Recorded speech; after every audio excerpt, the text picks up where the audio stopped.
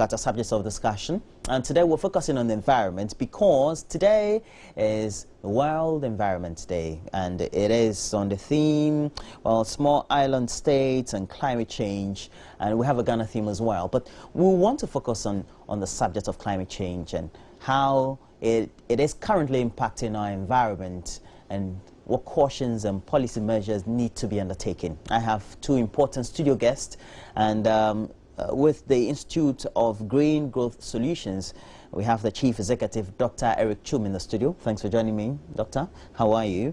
And Dr. Kwejo Wusu is a coordinator of the Climate and Sustainable Development Program of the University of Ghana. It is the only climate change program we have on the campus of the University of Ghana. Thanks for joining me also, Dr. Owusu. How are you? I'm fine. Okay, now I have to start with you, Dr. Chum. Today is the World Environment Day. What's the Ghana theme? The Ghana theme is raise your voice, not the sea level. Raise your voice. Not the sea level. Okay. So is there any link to that with rising sea levels across our shores, so to speak? Yes, yes. The Meteorological Service give us indicated the last 40 years there have been increasing sea levels. And this is evident in the level of flooding that we have. We've indicated sea defense projects that we have.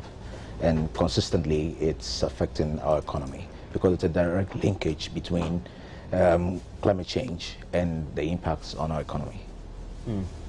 And, well, Dr. Wusu, over the last 2 decades, we've seen dissipation of communities by tidal waves, and often the media will go and cover, and the plight of the communities will be brought to viewers, etc. But beyond the subject of what needs to be done by the construction of sea defense walls or sea defense bridges, etc., what really needs to be done by way of policy to make sure that climate change doesn't really affect the shores? Yes, by way of policy, it's a global effort because the seas are all joined, as we know, and when the seas expand or get more water coming from the land in terms of ice melt because the temperatures are getting warmer, then it affects everywhere. So I think that the government works with international partners through the UN agencies to try to come out with policies to solve this issue. But as we all know now, there isn't a major breakthrough internationally as to what specifically every country will want to do. We are trying, but we are not there yet. Mm. Well, climate change is a huge issue, Dr. Chuma, especially beyond the issue of what the impact will be on the seas. It's also the impact of pollution, so to speak. And now, if we have to come to the subject of the West African sub-region, and we know Ghana is a critical player in the West African sub-region, what should be the mindset and the thrust of policies that would be put together by the country? Futuristically, so to speak. Futuristically, in Ghana, for instance, we need to have an early warning system. We are witnesses to what happened at 6 March. In the words of His Excellency President John Dramani, it was an extraordinary day. It wasn't expected. You mean when it rained? Yes. I mean, so we need an early warning system to respond to the impacts that these issues have. Climate change directly impacts on the development goals that we've set ourselves for. Our hospitals, clinics, roads are being destroyed when there's flooding. And in 2011, it is estimated that the insurance companies cost about $20 million in Ghana when we had flooding. So in terms of policy, we as a country, we need to have a more concerted effort in addressing issues by getting more public participation in the private sector in areas of climate change mitigation and adaptation. Mm. Doc, how do we do that then? Getting the private sector involved adequately in making sure that they also contribute significantly, whether it's by way of policy changes and formulation of policy that will be geared towards improving the state of our climate and its impact on the environment. I think the motivation is there because, as Dr. Chu said, climate change presents both a cost and opportunity to businesses. Because if you're an insurance company and you don't care about climate change and you keep insuring people, when their properties get damaged by climate, you have to pay. Beyond that, there are packages for good solutions to attract. If you are a business and you develop a proposal that can mitigate climate change impact, you can see your project funded. So there is both an opportunity and a cost which compels businesses to really be interested in solving climate change problems. Would you say that for you, with all the extensive experiences you've had in trying to research, in trying to delve into the subject of climate change, you're really satisfied with the country approach? Yes, I must say that to begin with, because I'm aware of a lot of the protocols and treaties which Ghana has at least signed. We have signed on to. We have other countries that sometimes sign on to some of the treaties, will later pull out or not sign up at all.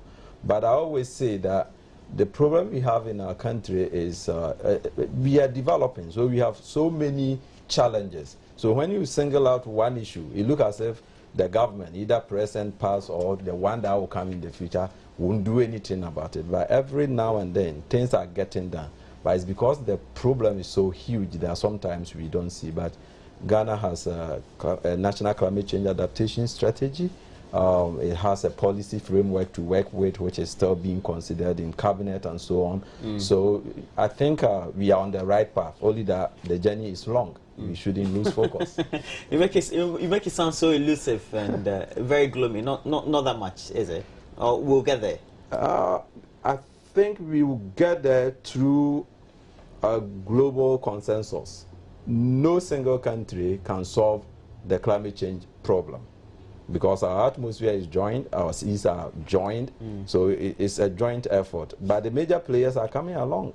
The US has just made a major statement, I think 2 days ago, that they are going to begin charging businesses for polluting. And I think with the climate change, that is where it begins from. If you stop the pollution, if you stop the emission of the gases, then you begin to sequester and then abate, and then eventually you can get rid of the problem. And Dr. So we know that the US too has made some serious statements on clean coal technology over the last couple of days, also over the last week. But your organization focuses solely also on natural resources governance. Yes. How does it have any relationship with the impact of the change in climate on our environment as well? Yes, it does. The issue that my colleague mentioned requires much more of a political will in institution policies, setting a vision for the country. A typical example given in 2009 in September, when President Obama indicated that we needed, America needed to reduce its greenhouse emission by 17% from 2005 levels to 2020. That was a bold policy statement, and policies were designed to meet that target, and that's exactly what we need. And this issue of climate change had basically been moved from a state where it was seen as a myth to a state where we need political actors. Ghana, we have our former president, John Yakumbu, for being a UN envoy on climate change.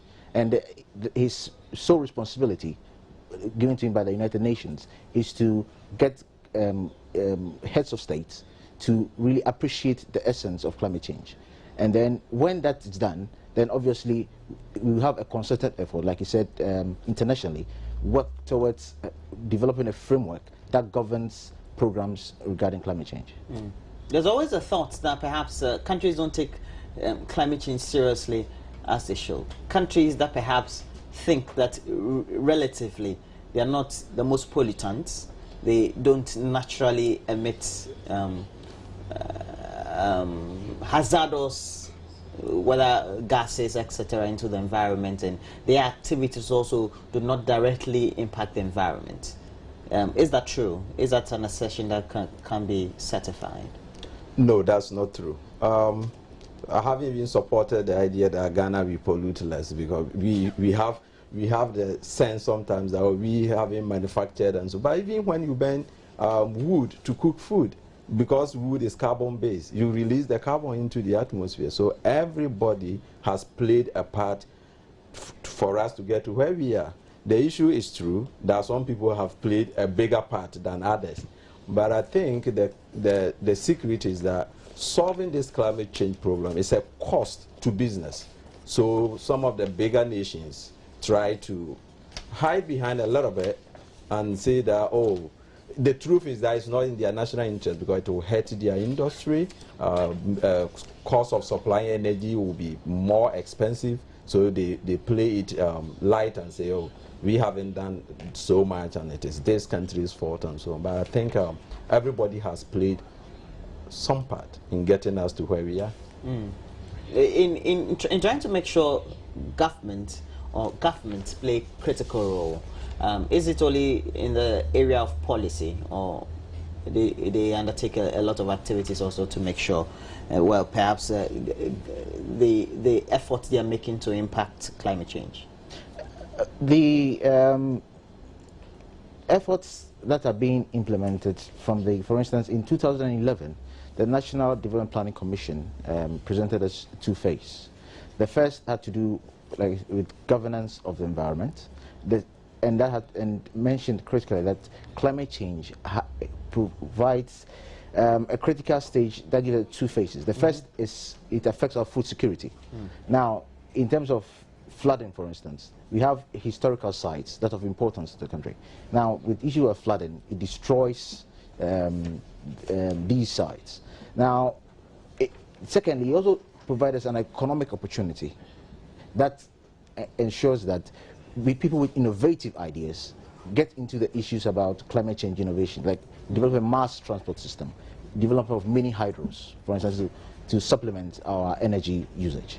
So these are practical steps that government are taking in terms of governance and ensuring that we are not impacted negatively by climate change. There's supposed to be awareness and projects, etc. Do we see that happening? We can still do more or better, but I think things are happening on the ground. Government side, individuals, NGOs, and even the universities. We've just introduced a program in climate change and sustainable development. Not long ago, University of Kwame Nkrumah University of Science and Technology also introduced a program in atmospheric science, all aimed at building capacity to be able to solve the problem. So I think things are being done to try and help. Yes, the Ghana Environment Promotion Council, for instance, has developed an investor guide for programs and people to know the opportunity that exists in areas of energy, in terms of transport and natural resource management, that people could actually invest in and develop climate change mitigation programs. And there are, like I said, there are funds available from the Global Environment Facility and the National Appropriate Mitigation Actions that requires people to develop a program that is aimed at reducing greenhouse emission, and then government supports such programs.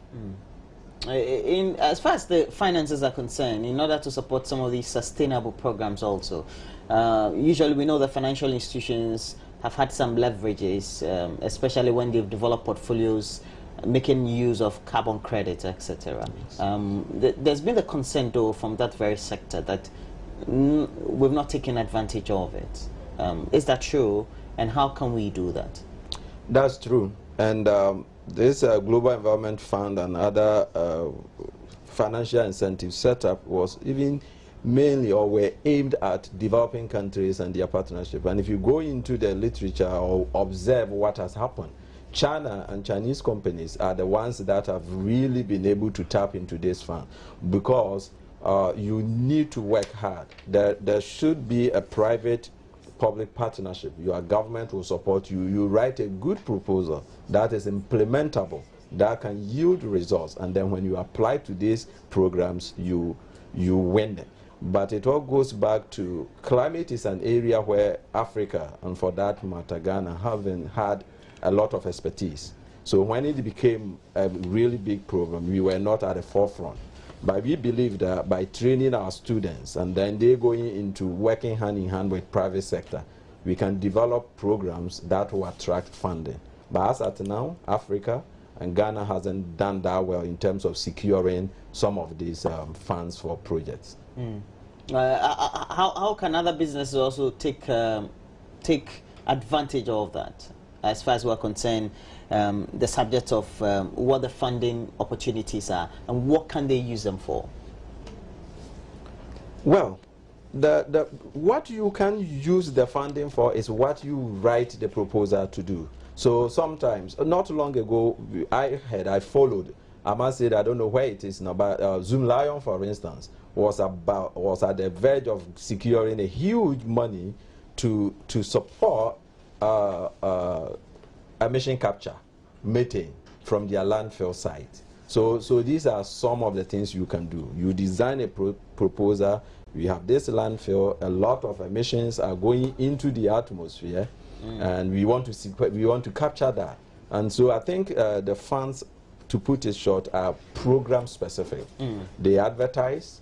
You write a proposal. If it's worthy, you are giving the money to solve the problem. No, it's just like any other funding opportunity that is always available.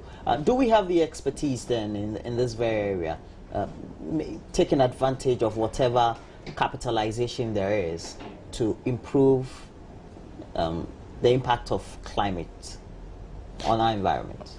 Yes. As a nation, I think we've come a long way, and we have experts in various sectors.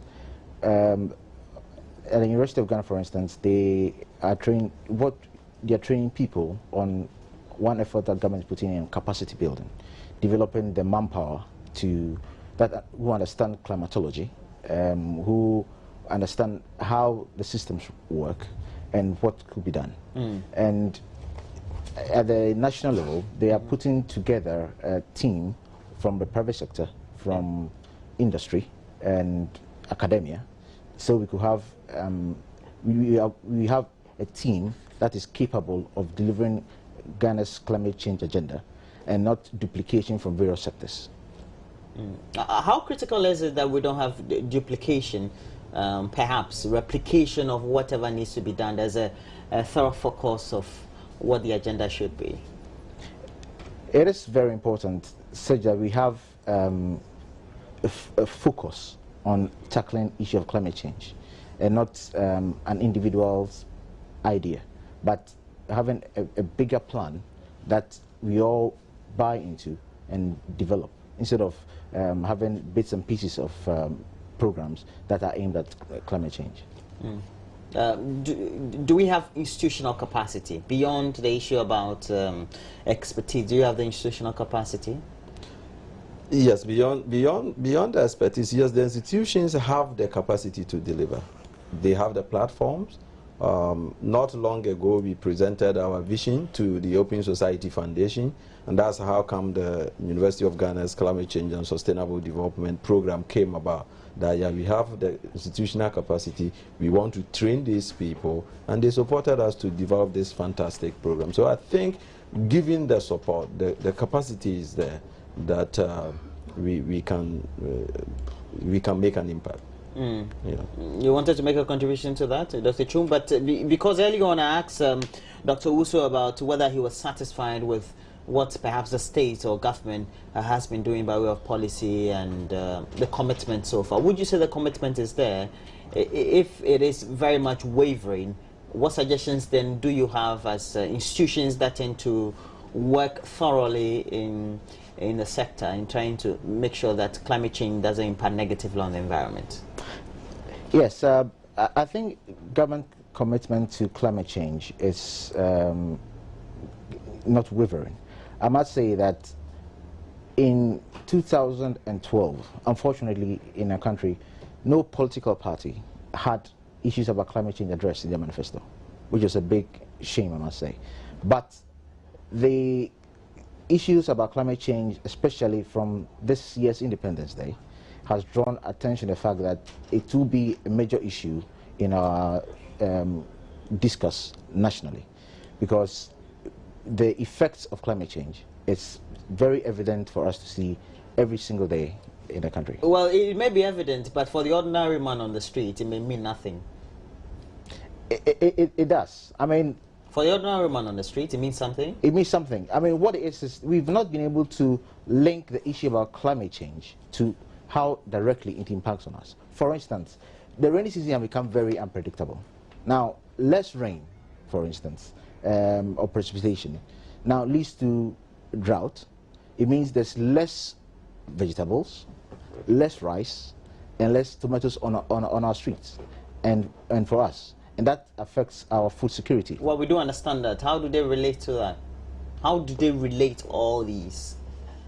Let's say they don't have inadequate produce on the market, or they don't get enough from the farm. Does the ordinary person take it upon him or herself to relate all these, that there's an impact and the source of the impact and the causative factors, etc.? Yes, it does. I mean, we have a state where you notice that you expect rains to come at particular times, and it doesn't. Obviously, it brings famine to the community and impacts on the nation at large. It has an effect on the national budget and even our national insurance, health insurance as well. So obviously, people are beginning to realize that climate change is not a myth, but indeed it affects us as citizens of the country. In training people as part of the effort in building capacity, how do we make sure that there's some level of streamlining, or there's some level of strategy towards it, that we train people for the right institutions at the right time? Yes. That it is strategic enough? Yes, so to make it strategic enough, I think what we have done is to identify the problem that we have, and then in training also make it more of a practical training. So we don't only keep the students in the classroom, but then they go to the industries, then they go to the forefront, the farmers, the communities, work with the community. As I speak today, my class is just ended their exam, and they are going to Akosombo as part of the World Environment Day to look at power generation and how that impacts on the climate, and how even climate makes us vulnerable by depending on hydro, so that they can design smarter solutions as part of getting us out of this climate change menace. It's actually a menace. And so, so I think I would say that we try to give them practical training so that their skills will be more useful. For your institute, Green Growth Solutions, it means that, well, rationally, I should say that you offer some level of solutions. How do you make sure that while we build capacity, we do training, etc., we're able to be more innovative within the context of the environment in which we find themselves, based on what is adequate, what is available, the resources that are available to do what? Yes, we focus much on research to get data, because without the needed data and information, we cannot develop a proper national plan. So we actually want to go on the ground, have information on what policies are being in place, what are the reduction in emission levels, CO2 levels, and also advocate for policies for climate change. I mentioned earlier that we are lobbying government to put in an early warning signal system for the country. And following that, Dr. Owusu, now as you train young people, you train a lot more experts. What's the vision? The vision is that you just become experts, or they also impact positively. In what ways also?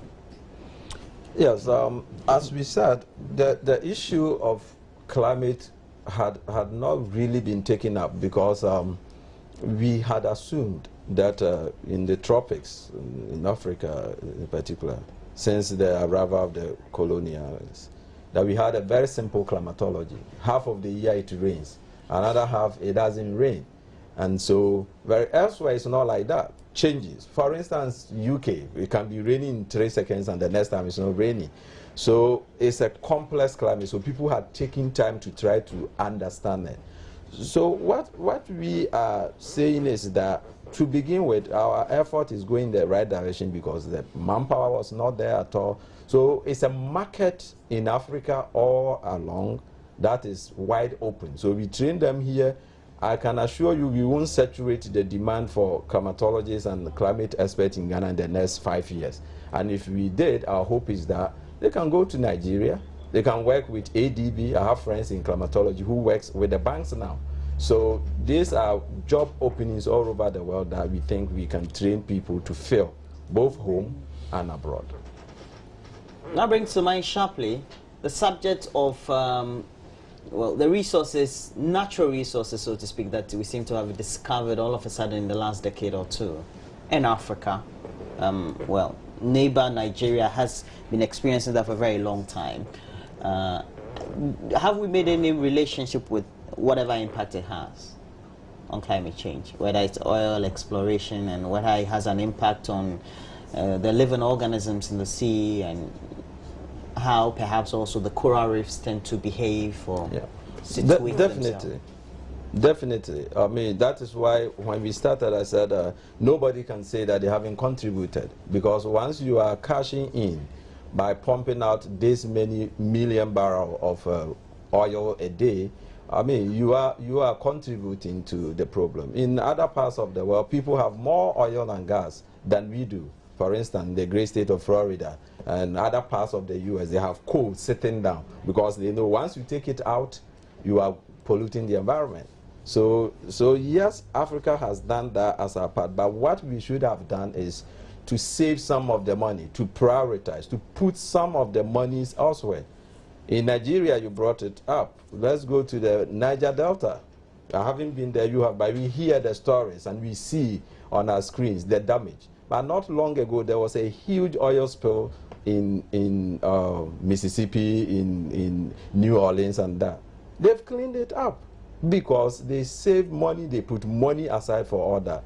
So I think there is nothing wrong with Africa getting these natural resources. So we go back to the issue, is it a curse or a blessing?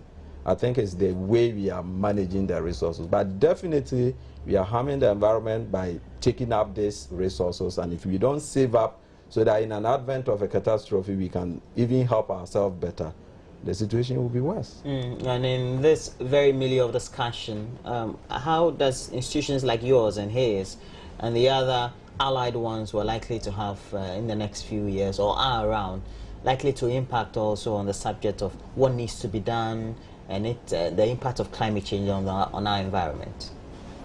Yes, the efforts being put together by both private and in government are all focused on putting mitigation measures, adaptation programs that could include planting of trees, smart agriculture, putting in a mass transport system, because the means of travel, for instance, in the country is on road transport.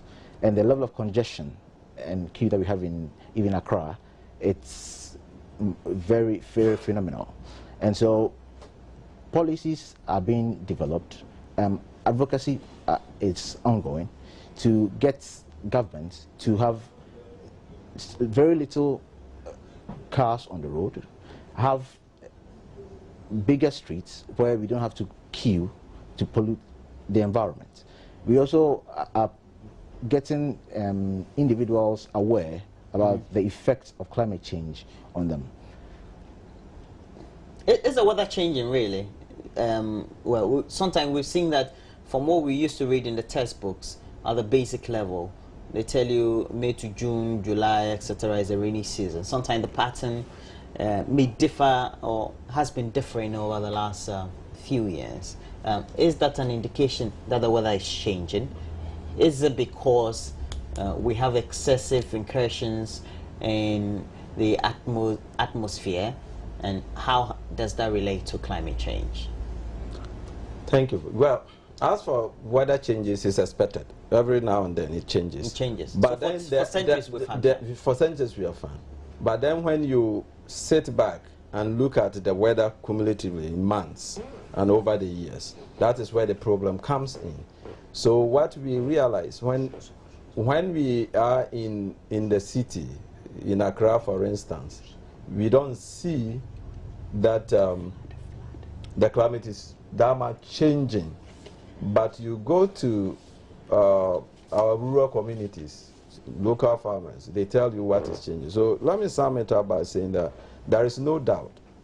Now we have the evidence. According to our own studies in Ghana, led by the Ghana Meteorological Agency, our temperature since 1960 has gone up by 1 degree centigrade. And in climate terms, that is a lot. Because 1 degree centigrade? 1 degree centigrade. That's a lot? It's a lot because so many things respond to it. Wind direction, wind strength, microorganisms, your comfort level, my comfort level. And so that is it. Temperature has gone up. Rainfall, the general trend is that it has diminished. The total amount of rain that we get has gone down. Quantum. And then west of it, in many places in Ghana, the sheer reduction in rainfall wouldn't have harmed our agriculture. Because this reduction we're talking about, for instance, a place like middle part of Ghana, Kumasi area thereabout, used to, in the 50s, have an annual rainfall total averaging 1,500 millimeters. Nowadays, the reductions have come in, and we are still getting excess of 1,200 millimeters. It's good for agriculture. But the problem is the timing of the rain has changed so much that farmers are hurting, and raising crops in rain-fed conditions have become very difficult to do. So these are some of the changes that are happening. And Dr. Chung, these changes mean that it is even impacting policy and management at the local government level. We're talking about how district assembly, municipal, etc., would also condition themselves and work at that very level of policy. Are we seeing that? Yes, we have national climate change policies that's gone down even to the district assemblies. But what we really want to avoid is the natural disasters that are related to climate change. I mean, these progress that the country makes, for instance, building of schools, roads, over the years could be eroded just by just one natural disaster. A typical example, in 2007, now floods destroyed, like I said, about 1,000 kilometers of road. About 210 schools were destroyed. 730 drinking water was added. In 2007? Yes, were damaged or contaminated. Now these are, this actually is a lot. In terms of money, it is estimated that about $25 million was spent in emergency funding from the national NADMO or the district levels in mitigating climate change. So these are issues that has a national effect on our budgets.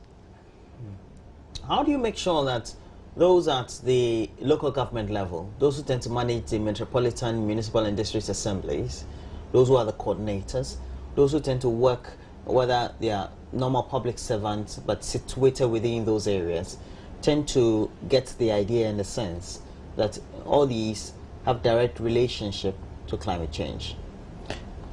There are several forums for education that is ongoing, and there are personnel within even the district levels that are environmental managers and are really informed on how programs, whether being afforestation, whether being road construction, will impact on our environment. And the emergence of the environmental impact assessment from the Environmental Protection Agency, for instance, aids in programs that are drawn such that we are not impacted negatively. And if there is an expected event that will impact negatively on the environment, measures are put in place to mitigate them. Well, Dr. Osu, as he was talking about the awareness, then an idea popped into my mind. How does it become possible that in the course of a decade, we are in a position to link what the citizenry will think at the local government level or in the countryside or in communities with what the actuals are in terms of what is being done by way of policy implementation in relation to how climate change influences their livelihoods? The linkage is becoming possible because if we move away from the cities and go to the rural locations, people are at the forefront. In our line of duty, we say they are involved in climate sensitive activity sectors. Meaning they are directly waiting for rain before they can plant something. So they feel it directly, they see it. So then when the government tries to roll in policies, it's not necessarily a top-down, because then they are able to inform that, yeah, we may need this, because we see that now we can plant in March. I mean, our fathers used to plant in March. Now you go to the rural areas, they will tell you we can only start planting in May, because the rains won't come in. So when the government wants to roll in a program, the people are in sync with what the government and the DC assemblies are talking about. So it makes it easier to relay the government's intention and programs. How are they in a position to relate that to the phenomenon of climate change? Perhaps even the terminology, that two-phrase wording, climate change. Thank you very much. Because to me, I feel it sounds very intellectual enough, and the ordinary citizen will not be in a position to understand the whole concept. For that, you are 100% right, because it's not about slogans. What I talk about here is the practical effect there, but the science is different. But this climate change story started somewhere in 1900 when people were trying to link scientifically the relationship between carbon emission and temperature increases and so on and so on. So the scientific community itself has battled with how to reach the people. And we know from the average towers that if you just go there and talk about climate change and greenhouse effect and carbon and methane, the people don't relate to it that way. In our research, it comes out that some people don't even do anything, a few percentage, by saying that, oh, it's an act of God. It's God that makes it rain. But other people, so a very practical thing is that when you go to the community, you don't ask them, is your climate changing? No, you ask them. Because they wouldn't know. Or then you are leading them. You are telling them to tell you their climate is changing. So we go in there and we are trained to ask the people, what is the largest environmental change you've observed in your community in, say, the last 20 years? And off they will start and tell, oh, it used to be fine. Now the temperatures are too high. Now it doesn't rain. So that we find a way to relate to the people, but we don't go there with all the technicalities. Even within academia, I can tell you, a lot of people don't understand climate science. It's a very difficult science, not because I'm in that line of work, but it involves a lot of physics, a lot of mathematics, and a lot of chemistry. So downloading all that on a poor farmer will be difficult. So we find a way to really come. You're saying that's very intellectual. It's technical, not. It's intellectual, but I'm worried more about the technicality of it. Yeah. Now, Dr. Chum, your colleague is bringing to mind the subject of research, because it means that you go and collate based on the interaction you have, some level of information, and try to make sure that it fits into whatever it is that is being studied, that is being impacted on people, and that is by way of policy that is being implemented. How do we take it to the next step? Make sure that countrywide, the various segments that are expected to know policy makers, academia, researchers, the citizenry, and whoever impacts in communities, etc., are in tune with what is expected to be done? And that's a very important question. I mentioned earlier about avoiding duplication in our national effort in getting these policy issues done. With data and information, you could make a convincing argument that indeed our water sea levels are rising to X X level. They are? They are. You mean the sea levels? Sea levels. Okay. Now, there's deforestation. Temperatures are rising. So, these are evident to everybody involved, researchers, academia, private sector, governments. And so there is a momentum that is developed in getting policies implemented, not just sitting down at a round table, but on the ground, programs are actually being developed. For instance, massive afforestation programs. And even when there are issues of rising sea levels, we prevent disasters like we have the Keita Defense Wall, so that our citizenry are not impacted negatively. And that brings to mind, you was talking about rising sea levels and water levels. I mean, I took the water levels more seriously because over the last 2 decades, the country has had experiences of energy difficulties, and especially now that we're experiencing a lot more, well, there could be some relation with climate change. Yes, in the past that has been demonstrated that inputs of water into the Volta Lake becomes an issue. And I said in 2007, Ghana is said to have lost about 7%, between 5 to 7% of our GDP. That's, I think, when Valco and some companies went down because the power was so limited. It wasn't raining, it was a dry year. But as if no lesson hasn't been learned, because we are in such a tight corner, we don't have the energy, we are doing anything to get the energy. So I always tell my students that we have now doubled down. The 400 megawatts we're supposed to add onto the pool is also sitting on the same river, Volta River. So if it doesn't rain into the Volta Basin, not only is Akosombo going to be producing at half capacity or lower capacity, so will Bui. So I think for the energy, we all know that we have a problem. And I think it's a problem of already not having the amount we need. And what we need are also, again, so climate sensitive. And so we may have to think outside the box as a country to do whatever it takes to quickly look at alternatives. I mean, we can't also run away from hydro. So maybe mini hydros will be, but we have a problem. That's what we say in Ghana, we do everything and end by saying we have a problem. So I think that depending on the rain will not solve our problem. We have to think fast, we'll go more other alternatives. And my friend will be happy to hear green solutions, like maybe adding more solar. I know there is a government program that is looking at wind potential, but the secret from a climate scientist is thermal is difficult because of its impact on the environment, but probably shouldn't be taken off the table because of where we are. We need everything. Then when we stabilize, then we can really retool.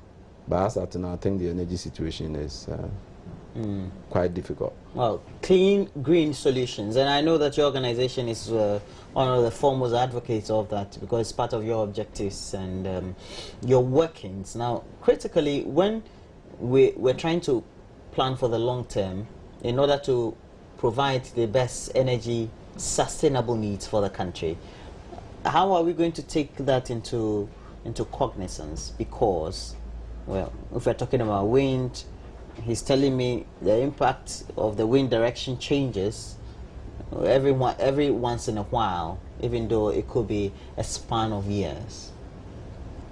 To you, sir. Yes, the issue about energy is a very gray area. Because it's gray area in the sense that there are always the pros and cons on which direction which is the best solution, or thinking about a combination of various energy mix, whether it be solar, whether it be thermal, whether it be any other sources.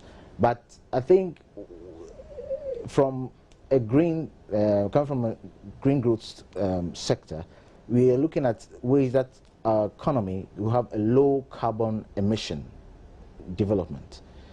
So solar is an area which has been proposed, especially because we have sunlight here in Ghana, in Africa, and that is an untapped resource.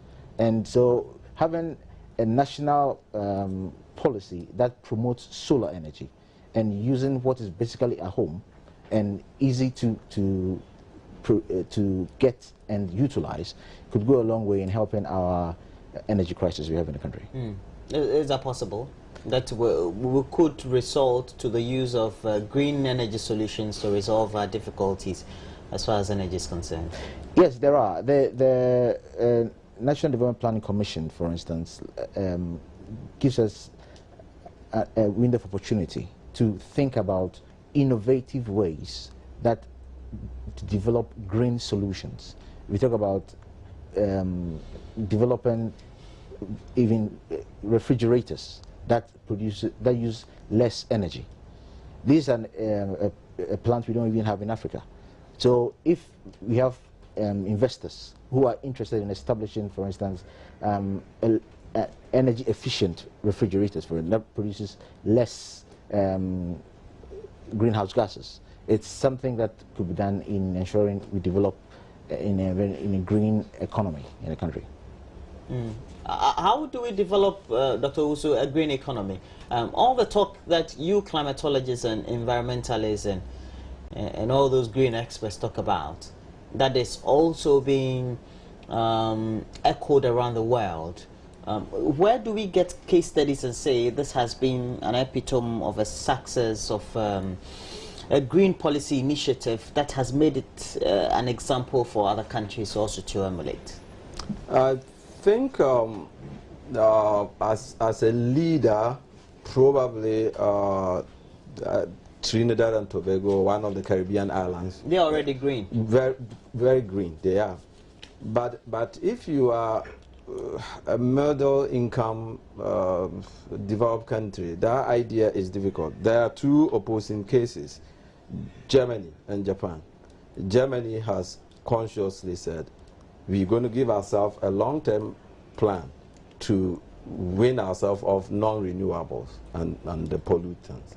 But that takes a long time. Japan had a different problem. Their problem was that their land is not very stable in simple terms because of earth movement, tectonic movement. So they had an accident with one of their nuclear plants. So they decommissioned the others. What has happened to Japan? Japan was over $3 billion in the hole in trade imbalance because they had to bring in more oil to generate power through thermal energy. It has been a problem for their trade imbalance. So the lessons there is that in the short term, like Ghana not having the power now, green will not immediately fix your problem. It's the best way to go from a climatology point of view. But that you attain independence in the long run. But in the short run, I think the examples are not that great to say that we can depend solely on solar because the technology hasn't matured. What about substantially on green technology? We already, I also tell my students that nobody says this, but I believe that we use more than half of our energy is already solar. Think about it. If you have to dry your shirt or suit in a machine, how much energy you will use? But we dry all that by sun, all our corn, grain, fish, a lot. So we already use a lot of solar energy. But to contain the solar in the night when the sun is not there to power our homes is a challenge that we will get there, but we haven't. How critical is a plan for it? For example, we're having difficulties with the economy, we're having difficulties with energy supply, and well, the critics and the pundits, as well as the experts, are always saying having a long-term plan is critical. How quickly do we need to adopt some of these measures? The time to act really is now. Should have been yesterday, I think. Yes, I mean, what it is we are a developing country, and most developed countries went through the stage in which we are going through. I think we need to seize the moments and opportunity that we have to think and be innovative. And that is the only way we can make any progress, simply put. So let's seize the moment and opportunity of the difficulty we have and come up with ideas that will take this country forward. In adding to the question I asked them about how quickly is it that we need to plan in the long term, do you think that we're making the effort and that effort will culminate in something sooner?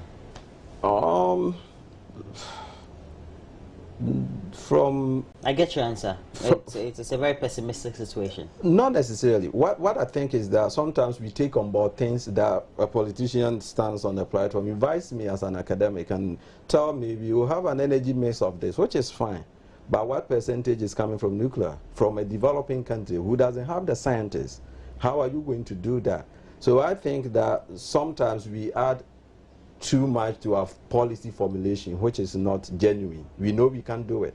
Why don't we do what is practical? That is the only place I worry. I think politicians are working, but the problem we have in this country is so enormous. So when they come out, instead of telling us this is the problem, we have this many unpaved roads, but this is how many kilometers we can do. They won't do that. So in our budget, how many roads do you see earmarked for pavement in a year? And how many will be done? So we've translated that into formulating policy for all sectors, including energy. And so we bring on board, we will do this, we will do this, we will do that. But it's not attainable. So I would like to see a policy environment where what you roll out, they show you as a non-technical person, me as a non-technical person in energy, but we see that, oh, Ghana says we will build another thermal in energy. So Ghana says we will build a thermal plant that produces 400 megawatts of energy to support us in the next 2 years. I believe it will be done. But if Ghana says we will build a nuclear plant that will give us 3,000 megawatts of energy. That's too ambitious. Well, can you do it? So why don't we do what we can to solve our problem? Practical things. Do we have enough in the environment to harness before we even export technology? Yes. To solve our green energy needs or our green problems? I believe we do. We do. We have a lot of solar. I just happened to be conversing with GIZ, Technical Support Unit, that is helping government with energy things, and he told me they've scouted some coastal locations that are very good for wind, for instance. So I think we have them. We have it. Do we have is the environment conducive enough? Yes. Do we have the resources to go green, or to perhaps align ourselves towards that? That's very inclination and thinking. Yes, I think we do. We have the human resources, I believe. We have the experts. All we need is, again, the political will to set the agenda for our national development.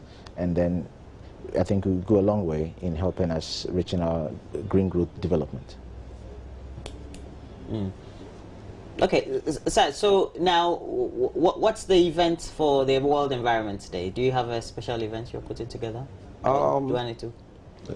Yes, as an environmentalist, World Environment Day means a lot to me.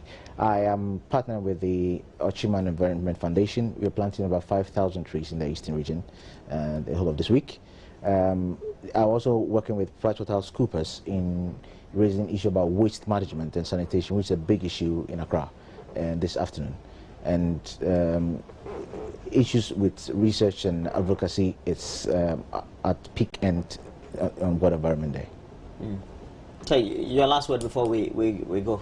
Oh, I think for us, we've partnered this year with Green Growth Solutions. So from here, we'll go to other media houses to contribute the little we can, and also support our partners in the tree planting exercise.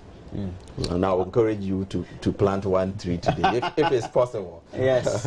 Okay, so that's been it. And we've had this morning from the Institute of Green Growth Solutions, Dr. Eric Chum. He's the Chief Executive. Thanks for joining us this morning. And also the coordinator of the Climate and Sustainable Development Program of the University of Ghana, Dr. Kwejo Owusu. Thanks for joining us as well. We hope to have you sometime again in the studio for us to discuss a lot more green, a lot more sustainability of the environment, and a lot more climate change. We're taking